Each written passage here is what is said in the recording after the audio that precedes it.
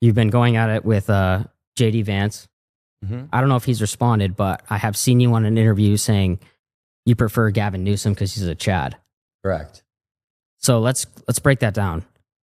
Why do you prefer Gavin Newsom? Is it because of he's a better looking guy? No, I was simply talking about what voters are going to do. And I was explaining to him that in the 2028 election, when you put someone who is completely unpresentable, morbidly obese, not really great policy, versus someone who is a lot taller, a lot better looking, a lot better charisma, they're going to win that election.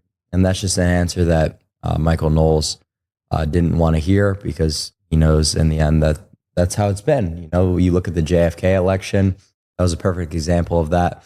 How JFK lost the debate for radio listeners and he won for the TV debate watchers. So looks play a huge role in literally everything. So to try to remove that from, I'll agree with you there because I knew like I'm small. I'm not the best looking guy. I knew right away I was gonna have to like when a guy if me and you walked into a room and nobody knew who we were, they're gonna be immediately more attracted to you, men and women. Right? You're taller, I'm gonna give you this, even though I disagree, you're better looking. But the people in the room are kind of gonna gravitate towards you because of that first impression. yeah. So Gavin Newsom walks into a room with JD Vance.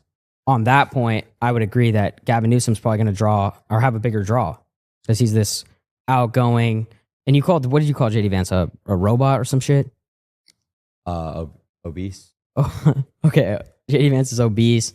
And he's not as like personable as Gavin Newsom. Correct. Yeah. And that's just the charisma pill is everything. That's why Trump won the 2016 election. And voters don't really understand policy as well as, a lot of these news outlets would like to think, or what sociologists would like to predict. Essentially Trump's core had no idea why they were voting for him. They were just voting for him because he was funny. He called people ugly and, like basically up there. But shouldn't that get your vote though?